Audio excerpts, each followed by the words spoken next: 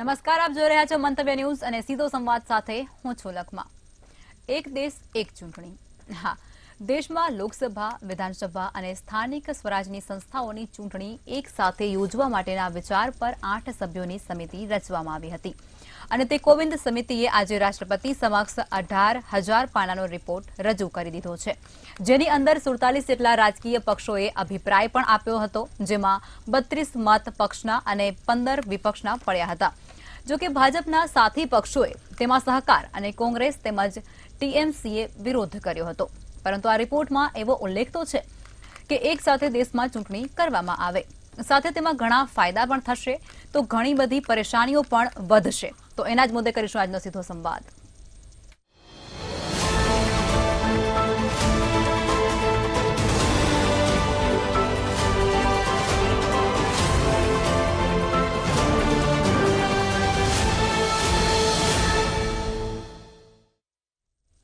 તો ચર્ચાની શરૂઆત કરીશું. ભારતીય જનતા પાર્ટીમાંથી હિરેનભાઈ કોટક જોડાયા છે, કોંગ્રેસમાંથી રમેશભાઈ વોરા અને પ્રફુલ્લ સર જોડાયા છે, જેઓ મંતવ્ય ન્યૂઝના એસોસિએટ એડિટર છે. સર, તમે એ જણાવો કે વન નેશન અને વન ઇલેક્શનનો જે પૂર્વ રાષ્ટ્રપતિ કોવિંદ દ્વારા જે રિપોર્ટ રજૂ કરવામાં આવ્યો છે, તે સમગ્ર રિપોર્ટને તમે કઈ રીતે જુઓ છો અને તેની શું પ્રતિક્રિયા આપો છો? લખમા, કેન્દ્રની અંદર છેલ્લા 10 વર્ષથી એનડીએ ભાજપની સરકાર છે અને બહુ જ લાંબા સમયથી ભાજપમાં આ વિચાર એક આકાર લઈ રહ્યો છે, વન નેશન વન ઇલેક્શન. બધી ચૂંટણીઓ એક સાથે થઈ જવી જોઈએ કે જેથી વારંવાર આચારસંહિતા આવે, વારંવાર વિકાસ કામો ખોરંભર પડે, વારંવાર ખર્ચા કરવા પડે. આ બધી બાબતોનો એક અંત આવે અને એનાથી એક બાબત એવી પણ થાય કે જ્યારે કેન્દ્રની ચૂંટણી હોય છે ત્યારે માણસ જુદી રીતે મત આપતો હોય છે, વિધાનસભાની ચૂંટણી હોય છે ત્યારે જુદી રીતે મત આપતો હોય છે અને સ્થાનિક સ્વરાજની મ્યુનિસિપલ કોર્પોરેશન કે નગરપાલિકાની ચૂંટણી હોય ત્યારે અલગ રીતે મત આપતો હોય છે. એના બદલે જો વન નેશન વન ઇલેક્શન થાય તો હું માનું છું ત્યાં સુધી એ મતના જે ફેરફારો થાય છે એ કદાચ અટકી શકે. પરંતુ આ વન નેશન વન ઇલેક્શનનો ખ્યાલ છે એ ભાજપ સરકારનો છે અને એ માટે પૂર્વ રાષ્ટ્રપતિ રામનાથ કોવિંદની અધ્યક્ષતામાં એક કમિટી રચાઈ હતી, જે કમિટીએ વર્તમાન રાષ્ટ્રપતિ દ્રૌપદી મુર્મુજીને આજે એક 18,626 પાનાનો દલદાર રિપોર્ટ સબમિટ કર્યો છે અને 2029માં યોજાનારી ચૂંટણીઓ એક સાથે યોજી શકાય છે એવો એક આશાવાદ પણ વ્યક્ત કર્યો છે. હવે જે આ કમિટી છે એ 2 સપ્ટેમ્બર 2023માં રચાઈ હતી અને 191 દિવસના રિસર્ચ અને અભ્યાસ બાદ આ અહેવાલ રજૂ કરવામાં આવ્યો છે. હવે 2029માં જો આ ચૂંટણીઓ યોજી શકાય તો એમણે કેટલાક આ માટે સૂચનો પણ કર્યા છે કે જ્યાં હંગ પાર્લામેન્ટ કે નો કોન્ફિડન્સ મોશનના કારણે રાજ્યની અંદર કોઈ પરિસ્થિતિ ઊભી થઈ હોય તો ત્યાં નવેસરથી ચૂંટણી કરાવવી જોઈએ અને પહેલા તબક્કે લોકસભા અને વિધાનસભાની ચૂંટણીઓ સાથે કરી શકાશે અને બીજા તબક્કે સ્થાનિક સ્વરાજની જે ચૂંટણીઓ આવતી હોય એને જોડવી જોઈએ. પહેલા તબક્કે માત્ર આ 2 મહત્વના જે ચૂંટણીઓ છે એને જોડાણ કરી શકાય.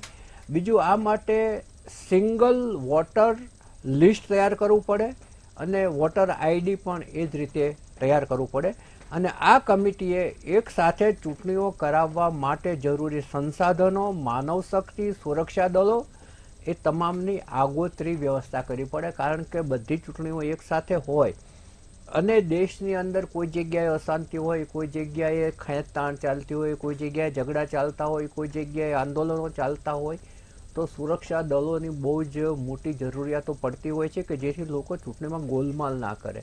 એટલે સુરક્ષા દળોની વ્યવસ્થા એ સૌથી મહત્વની છે. આ અહેવાલ તૈયાર કરતી વખતે જે કોવિંદની કમિટી હતી એમણે 7 દેશોનો અભ્યાસ કર્યો હતો: દક્ષિણ Africa, Germany, Sweden, Belgium, Japan, Indonesia અને ફિલિપાઇન્સ. ત્યાંના જે સાથે ચૂંટણીઓ યોજાય છે એનો એમણે અભ્યાસ કર્યો હતો. નિષ્પક્ષ અને પારદર્શક રીતે ચૂંટણી યોજાય તેવો તેમણે નેમ વ્યક્ત કરી છે. હવે આમાં જે 15 રાજકીય પક્ષો અને 3 હાઈકોર્ટના જજ આ કમિટીમાં હતા અને જે 47 પક્ષોએ આમાં જે ભાગ લીધો એમાં 32એ તરફેણ કરી છે, જ્યારે 15 પક્ષોએ આવું ના હોવું જોઈએ, સાથે ચૂંટણી ના થવી જોઈએ, એ એમનો વિરોધનો સૂર વ્યક્ત કર્યો છે. હવે આપણે થોડે ભૂતકાળમાં જઈએ તો ચૂંટણીઓ જ્યારે દેશ આઝાદ થયો ત્યારે સાથે જ યોજાતી હતી, વિધાનસભા અને લોકસભાની. 1952, 1957, 1962 અને 1967 ત્યાં સુધી વિધાનસભા અને લોકસભાની ચૂંટણીઓ સાથે યોજાતી હતી. પરંતુ 1968 અને 1969માં કેટલીક વિધાનસભાઓ ભંગ થઈ અને 1970માં લોકસભાનો વહેલી ભંગ થઈ, જેને કારણે આ જે સાથે યોજવાનો ક્રમ હતો એ તૂટી ગયો. હવે આ કમિટીએ સાથે યોજવાની તો વાત કરી છે, પણ આવી જ પરિસ્થિતિ ફરી પેદા થશે કે કોઈ વિધાનસભાનો ભંગ થઈ ગયો, કોઈ વિધાનસભામાં નો કોન્ફિડન્સ મોશન શરૂ થઈ અને સત્તાધારી પક્ષ હારી ગયો, કે બીજા કોઈ પ્રશ્નો ઊભા થયા, વહેલી ચૂંટણી લાવવાનો પ્રશ્ન થાય, તો આવા બધા પ્રશ્નો ભવિષ્યમાં આજે ભૂતકાળમાં ઊભા થયા હતા એ જ ભવિષ્યમાં પણ ઊભા થઈ શકે. તો એનું શું એ પણ આપણે વિચારવાનું રહેશે. અને જો સાથે યોજી શકાશે તો મેં અગાઉ કહ્યું તેમ આચારસંહિતા એક સાથે આવશે, જે ચૂંટણીનો ખર્ચ છે એ પણ ઓછો થશે અને લોકોને એક જ વખત મતદાન કરવા નીકળવું પડે એનો સમય પણ બચશે. અને એને જે પક્ષને અંગે જે વિચારવું પડે કે લોકસભા અલગ, વિધાનસભા અલગ કે સ્થાનિક સ્વરાજમાં અલગને મત આપવો હોય તો એ પણ એને એક જ દિવસે એની કામગીરીનો અંત આવશે. જી ચોક્કસ સર. હિરેનભાઈ, તમે એ જણાવો કે લોકસભા, વિધાનસભા અને સ્થાનિક સ્વરાજની જે સંસ્થાઓ છે તેની ચૂંટણી એક જ સાથે કરવામાં આવે તેનાથી ફાયદા શું થશે તમારા મત મુજબ? જુઓ, લોકસભાની ચૂંટણી આજે આખા સમગ્ર રાષ્ટ્રમાં થવાની, અને હવે જ્યારે આખા રાષ્ટ્રમાં એ ચૂંટણી યોજાઈ રહી હોય ત્યારે મતદારે પોતાના મતદાન મથક સુધી જવાનું હોય, અને એ જે મતદાન મથક સુધી જવાનું હોય ત્યારે એમણે એકને બદલે 2 વોટ આપવા પડે. આટલો જ માત્ર ફરક પડે છે. પરંતુ જો ફરક પડે છે અથવા તો જ્યાં વિસંગતતા સર્જાતી દેખાય છે કેટલાક પક્ષોને, એ એવા બાબતની છે કે સ્થાનિક પક્ષો છે એ ક્યાંક ને ક્યાંક પોતાની એવી સ્થિતિ જોતા હોય છે કે અમે એક સાથે 2 ઇલેક્શન કેવી રીતે કરી શકીએ. જ્યારે આપણે કાર્યભાર વધી જતો હોય અને બીજી તરફ આપણે જો એ પલડામાં બીજી તરફ આપણે જોવું હોય તો એ છે કે એક સાથે ચૂંટણી યોજી દેવાથી આપણે ઘણા બધા મોટા કરોડો રૂપિયાના ખર્ચમાંથી આપણે બચી શકીએ, જે અંતે તો નાણાં મારા ને તમારા છે, એટલે કે જનતાના છે, આ ભારતની નાગરિકોના છે. તો એમાં તો ફાયદો મળે જ છે. હવે જે એરેન્જમેન્ટની, ખાસ કરીને જે સિક્યુરિટી એરેન્જમેન્ટ અને સોશિયલ એરેન્જમેન્ટ તેમજ જે ઇલેક્ટ્રોકલ એરેન્જમેન્ટની વાત કરીએ તો આ ત્રણેય પ્રકારની જે વ્યવસ્થા ગોઠવવાની છે એ વ્યવસ્થા આપણે લોકસભાની જે ચૂંટણીઓ થવાની છે ત્યારે જે ગોઠવવાની છે એ જ વ્યવસ્થામાં, એ જ ભાગમાં આ બની શકે. હવે દાખલા તરીકે હું આ સરળ શબ્દોમાં સમજાવવાનો પ્રયત્ન કરું તો દાખલા તરીકે એક વિદ્યાર્થી છે એ પરીક્ષા આપી રહ્યા છે. હવે એ 7મા ધોરણની પરીક્ષા આપી રહ્યા છે, પરંતુ 7મા અને 8મા બંને ધોરણની પરીક્ષા આપી રહ્યા હોય ત્યારે એમને ડબલ તૈયારી કરવી પડે એવું જે માનસિકતા આપણા મનમાં પ્રવર્તે છે, એમાં ખાસ કરીને અગત્યનું એ છે કે એમણે એક સાથે જ વાંચવાનું હોય છે. 7માનો બેઝ 8મામાં પણ એને મળતો હોય છે અને એક સાથે પરીક્ષા આરામથી આપી દેતા હોય. જે લોકો પરીક્ષા આપતા હોય, આવા વિદ્યાર્થીઓ, એમનો ઇન્ટરવ્યુ લઈએ તો આ પણ સમજાઈ જાય. પરંતુ આ પ્રકારની અસમંજસતા ખાસ કરીને જેવા પક્ષોમાં, ખાસ કરીને સ્થાનિક પક્ષો, માત્ર સ્થાનિક પક્ષ છે, રાષ્ટ્રીય પક્ષ નથી, અથવા રાષ્ટ્રીય પક્ષની કક્ષાએ પહોંચી ગયા હોય તો રાષ્ટ્રીય પક્ષ બની ગયા હોય, પરંતુ એની જે ક્ષમતા છે એ માત્ર ને માત્ર સ્થાનિક છે. એવા પક્ષોને ચોક્કસપણે આ પ્રકારના વિચારો આવતા હોય, એ પ્રકારની પોતાની વ્યવસ્થાને ખાસ કરીને ધ્યાનમાં રાખીને આ કહેતા હોય. પરંતુ જ્યારે આ બાબત છે એ એટલી બધી અગત્યની છે, 67-68 સુધી થતી હતી અને વિધાનસભા ભંગ કરવામાં આવી હતી, ત્યારે એ ભંગ એટલે કે ત્યારે રાષ્ટ્રપતિ શાસન લાદવામાં આવેલા હતા.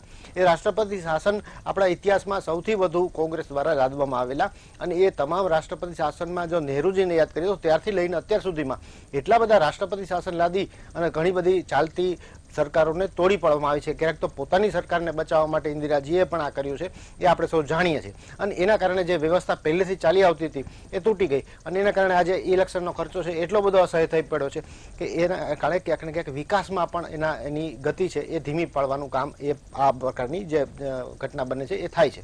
એટલે હવે જો કદાચ આ પ્રક્રિયામાં જો આ મુખ્ય ફેરફારને કરી દેવામાં આવે તો ચોક્કસપણે એ સૌના લાભમાં રહેશે, અને એના કારણે આપણે આપણું જે ધન છે એ વેડફાતું બચાવી શકશું. ચોક્કસથી, બિલકુલ. રમેશભાઈ, તમે એ જણાવો કે કેટલાક વિરોધ પક્ષો છે તે આ જે વિચાર છે તેનો વિરોધ દર્શાવી રહ્યા છે, વિરોધ નોંધાવી રહ્યા છે, તો એવા કયા પરિબળો છે જેને લઈ અને તેઓ વિરોધ કરી રહ્યા છે?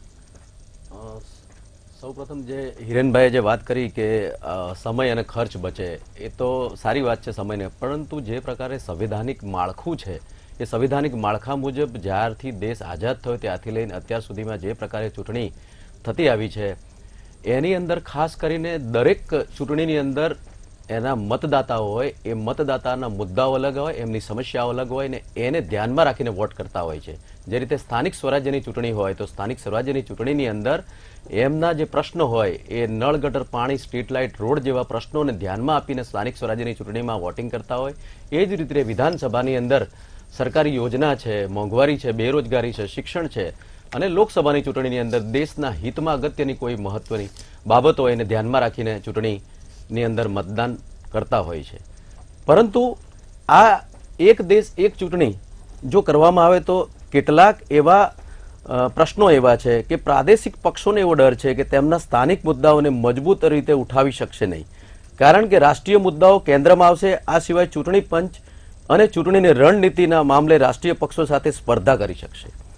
બીજી વાત એવું કે નુકસાન થવાના દાવા એવા છે કે સરકાર તેની ઈચ્છા વિરુદ્ધ વિધાનસભાનો કાર્યકાળ વધારી ઘટાડી શકે છે. ભારતના સંઘવાદ અને લોકશાહીના સિદ્ધાંતોનું ઉલ્લંઘન થાય છે. મોટા પાયે બંધારણ અને કાયદાકીય સંશોધનના કારણે કાર્યપ્રણાલીમાં વધારો થાય છે.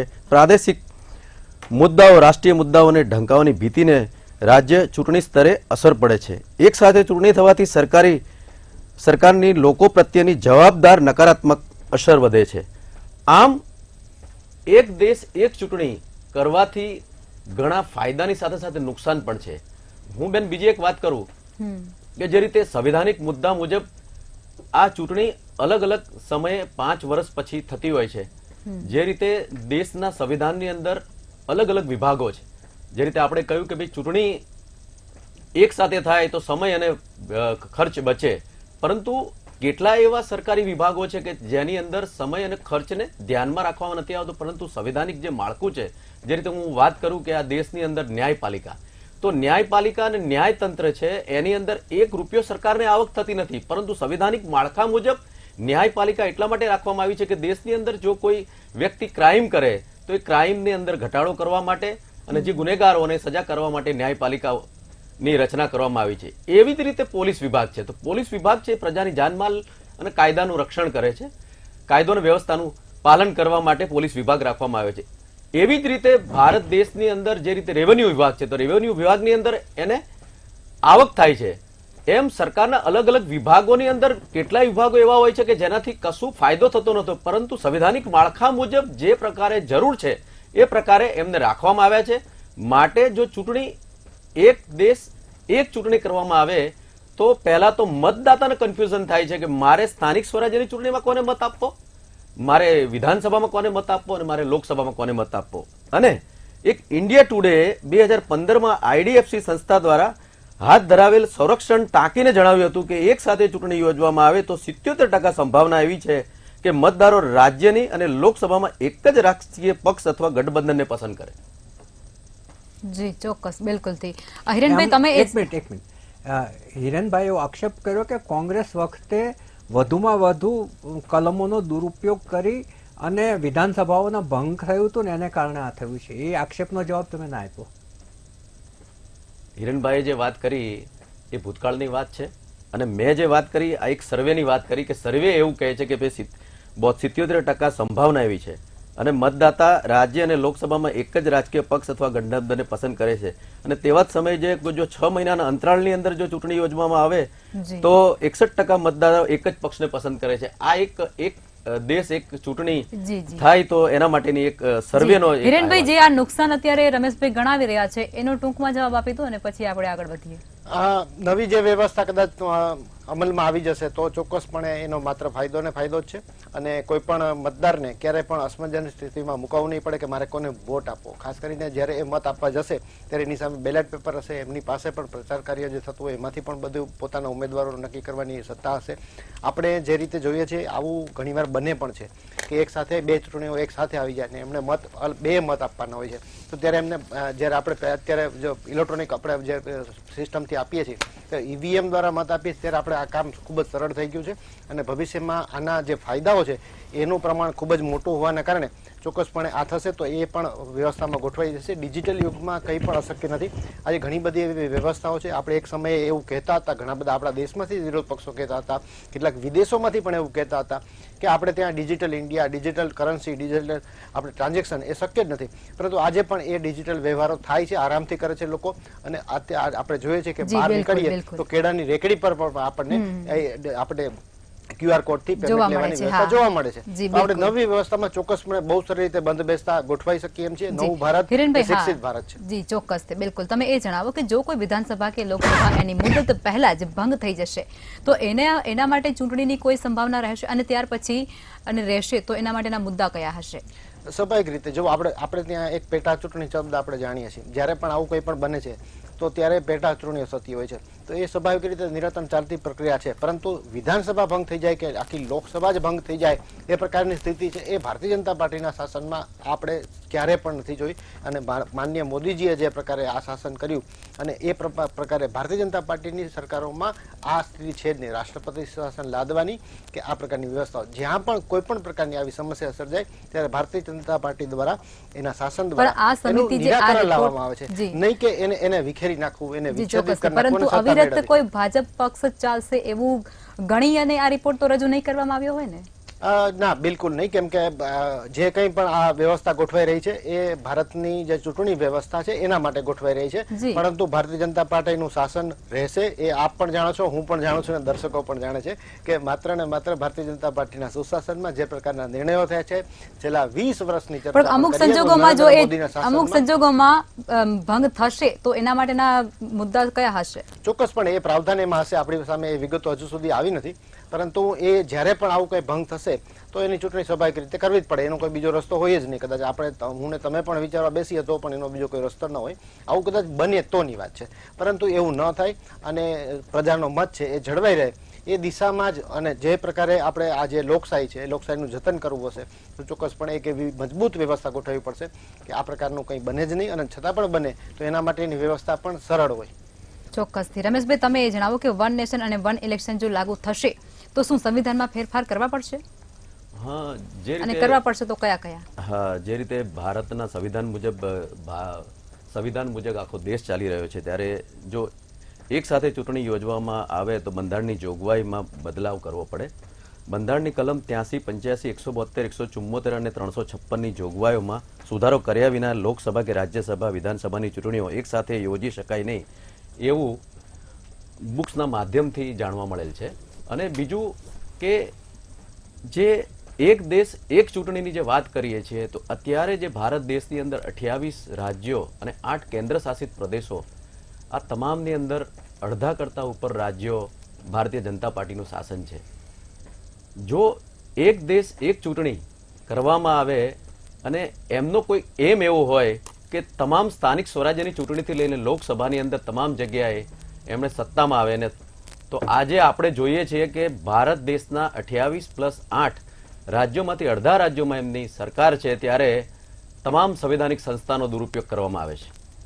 જો આ પ્રકારે એક દેશ એક ચૂંટણી કરવામાં આવે અને તમામ જગ્યાએ પાર્ટી ચૂંટાઈ આવે તો એમની સરમુખત્યારશાહી વધી જાય, લોકતંત્ર ખતમ થઈ જાય અને જે નાગરિકો છે એના જે મુદ્દાના વિકાસના જે પ્રશ્નો છે, આરોગ્ય, શિક્ષણ, મોંઘવારી, બેરોજગારી, તમામ આ જે પ્રશ્નો છે એ મને એવું નથી લાગતું કે એક દેશ એક ચૂંટણીની અંદર જે મુદ્દાઓ છે નાગરિકોના એ આની અંદર જળવાઈ રહે.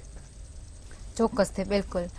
હિરેનભાઈ, આમાં રમેશભાઈએ ટૂંકમાં એવું કીધું છે કે જો બધી જ ચૂંટણીઓ જોડે થશે તો લોકો કન્ફ્યુઝનમાં મુકાશે. શું કહેશો? આ પ્રશ્ન એમનો હોઈ શકે કદાચ કન્ફ્યુઝનમાં મુકાવાનો, પરંતુ લોકોનો પણ નથી, ભારતીય જનતા પાર્ટીનો પણ નથી અને જેટલા પક્ષોએ આમાં સમર્થન આપ્યું છે એમનો પણ નથી. કદાચ એમાં મને ખ્યાલ નથી કે શા માટે આ પ્રકારે કહી રહ્યા છે. પરંતુ જે સત્તાના દુરુપયોગની વાત કરે છે એમાં માત્ર ભારત જ નહીં, સમગ્ર વિશ્વની વાત કરીએ તો એમાં એક પ્રચલિત જે કાંડ બન્યું હતું એને કાંડ શબ્દ વાપરવો પડશે. એક કટોકટીની ઇમરજન્સી છે ને કાંડ હતું અને સત્તાના દુરુપયોગનું આથી વધારે મોટું ઉદાહરણ કોંગ્રેસ સિવાય કોઈ આપ્યું નથી. એટલે સત્તાનો દુરુપયોગ કરવાની બાબતમાં કોંગ્રેસે ચોક્કસપણે ન બોલવું જોઈએ. મેં વાત કરી એ મુજબ દરેક કિસ્સાઓ સામે છે. ફરીથી કહું છું કે રાષ્ટ્રપતિ શાસનની હારમાળા સર્જનાર કોંગ્રેસ કઈ રીતે લોકશાહીની બાબતમાં કોઈ પણ પ્રકારની શેખી કરી શકે. આ પ્રશ્ન કોંગ્રેસના મિત્રને પણ છે અને જનતાને પણ છે કે શા માટે થઈને આ પ્રકારની વ્યવસ્થાઓ કરી, માત્ર સરકાર ટકાવવા માટે. અને ઇમરજન્સી બાદ પણ કોંગ્રેસની સરકાર નથી આવી, એ પણ કોંગ્રેસે ખાસ યાદ રાખવું જોઈએ. માત્ર ઇન્દિરા ગાંધીજી નહીં, પરંતુ નહેરુજીની વાત કરીએ આપણે, ઇન્દિરા ગાંધીજીની વાત કરીએ, ત્યારબાદ તમામ સરકારોમાં આ વસ્તુ સતત બની રાખી છે. એના કારણે જ ક્યાંક ને ક્યાંક લોકશાહી વ્યવસ્થા ખોરવાય અને આ પ્રકારના બનાવો ન બની શકે. એ માટેની મજબૂત નવી વ્યવસ્થા એટલે વન નેશન વન ઇલેક્શન. શું જવાબ આપશો રમેશભાઈ તમે? હિરેનભાઈ જે પ્રકારે વાત કરી, તાજેતરમાં પણ આપણે જોઈ રહ્યા છીએ કે ભારત દેશની અંદર જે પ્રકારે ભારતીય જનતા પાર્ટીનું જે શાસન છે એ શાસનની અંદર ધીરે ધીરે લોકતંત્ર ખતમ થઈ ગયું છે.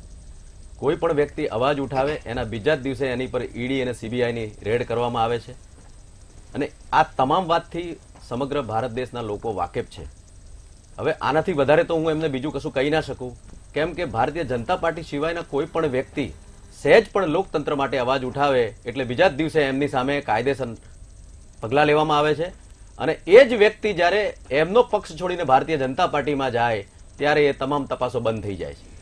તો વન દેશ એટલે એક દેશ અને એક ચૂંટણી રાખવામાં આવે અને એ રીતે જો સમગ્ર દેશની અંદર ભારતીય જનતા પાર્ટીનું શાસન થઈ જાય તો આ દેશની પરિસ્થિતિ શું થાય? લોકતંત્ર તો દિન પ્રતિદિન ખતમ થઈ રહ્યું છે.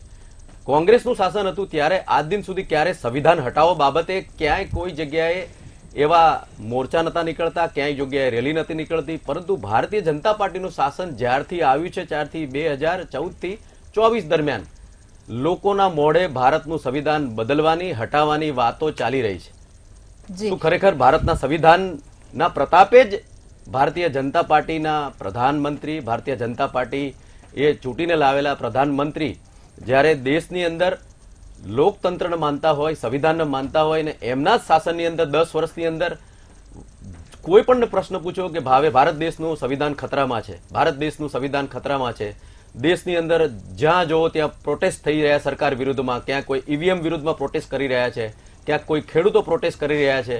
તમામ જગ્યાએ દેશની અંદર પ્રોટેસ્ટો થઈ રહ્યા છે. જો આટલી 303 સીટની અંદર જો આ પ્રકારનું લોકતંત્રની અંદર લોકોની ઉપર અત્યાચાર અન્યાય થતો હોય અને જો એક દેશ એક ચૂંટણીના માધ્યમથી ક્યાંક એવું પરિણામ આવી જાય તો દેશની પરિસ્થિતિ શું થઈ શકે, સંવિધાનની હાલત શું થઈ શકે, એ બાબતે વિચારવા. જી બિલકુલ. હિરેનભાઈ, તમારા પર એ આક્ષેપ છે કે ભાજપ એટલે વોશિંગ મશીન, શું કહેશો? એટલે આક્ષેપો તો કોંગ્રેસને કરતા જ રહેવા છે, પરંતુ છતાં એ મુદ્દો જ આપણે અલગ કાઢ્યો છે તો એનો જવાબ પણ એવો જ આપીએ અને સમજાવીએ કે ભારતીય જનતા પાર્ટીના સુશાસનમાં માત્ર જનતા જ નહીં પરંતુ એમના કોંગ્રેસના ઘણા બધા એવા નેતાઓ પણ છે જે સક્ષમ પણ છે અને ક્યાંક ને ક્યાંક એ લોકો પણ આ વિકાસ ધારામાં જોડાવા માંગતા હોય. સ્વાભાવિક રીતે એના પોતાના જે મતદારો હોય, જેમને એને ચૂંટી કાઢ્યા હોય, એ લોકો પણ ભારતીય જનતા પાર્ટી તરફનું વલણ દર્શાવતા હોય. એ લોકોના વિકાસ માટે થઈને એમને લાગતું હોય કે ભારતીય જનતા પાર્ટી સાથે અમારે જોડાવવું છે તો એ જોડાતા હોય છે. અત્યારે ભારતીય જનતા પાર્ટીની સ્થિતિની વાત કરીએ તો જે પ્રકારે સફાયો ન માત્ર ગુજરાત બલકે સમગ્ર રાષ્ટ્રમાંથી જે રીતે કોંગ્રેસનો સફાયો થઈ રહ્યો છે એ સ્થિતિના કારણે આ બની છે. હવે અત્યારે જે પ્રકારે મારા મિત્ર વાત કરી રહ્યા હતા એનો દાખલો સમજવા જેવો એ છે કે કોંગ્રેસની સ્થિતિ કેવી છે. કદાચ આ વન નેશન વન ઇલેક્શનના કારણે જે પ્રકારે જે વાત કરી છે અથવા આક્ષેપ કરી રહ્યા છે કે જો માત્ર ભાજપની સરકાર આવી જશે તો લોકશાહી ખતરામાં આવી જશે. ભાજપની અત્યારે જે પૂર્ણ બહુમતી લોકસભાની વાત કરીએ કે ગુજરાતની વાત કરીએ, જે પ્રકારની બહુમતી છે એ બહુમતીના આધારે જો આપ કહો છો એવું ચિત્ર હોત અથવા બની શકે એમ હોત એવી જે તમે શક્યતા વ્યક્ત કર્યા છો એ તો અત્યારે જ આપણે જોઈ શક્યા હોત. પરંતુ કોંગ્રેસને એ ભૂલાઈ જાય છે કે કોંગ્રેસ સિવાયના પક્ષો પણ છે. આજે નામશેષ થઈ રહેલી કોંગ્રેસ ક્યાંક ને ક્યાંક હતાશાની ગર્તામાં ઢકેલાઈ ગઈ છે અને આ સ્થિતિનું વર્ણન બહુ સરળ બાબતથી કરી શકું છું એમ છું. અને આ સ્થિતિનું વર્ણન કરવા માટે મારે એક માત્ર નાનો એવો દાખલો આપવો છે, એક નાનો એવો ટૂચકો આવેલો કે એક મચ્છરે એના પુત્રને એટલે નાનું બાળક બાળ મચ્છર એને કહ્યું કે ચલ ઉડવા જા અને ઉડીને પાછું આવ્યું તેને પૂછ્યું કે કેવો અનુભવ રહ્યો તો કે મને બહુ મજા આવી ગઈ અને લોકો તાળીઓ પાડતા હતા જ્યાં જવું ત્યાં. તો તાળીઓ પાડતા હતા એ મચ્છરને મારવા માટે પાડતા હતા, એમની પ્રશંસામાં નહીં. આ પ્રકારે કોંગ્રેસની સ્થિતિ છે અને એ તાળીઓને ક્યાંક ને ક્યાંક શું સમજે છે એ ખ્યાલ નથી. જી ચોક્કસ, બિલકુલ. સર, સમાપનમાં તમે શું કહેશો? જે ચૂંટણી સાથે યોજવાની વાત છે એમાં હિરેનભાઈ જે કહ્યું કે જો અલગ અલગ નિર્ણય થાય છે તો એમાં વિકાસ ધીમો પડે છે. એ વાત સાથે સહમત એટલા માટે છે કે વારંવાર આચારસંહિતા ના આવે અને જે ખર્ચ ઘટે એ ખર્ચ છે એ તમે વિકાસ કામોમાં વાપરી શકો.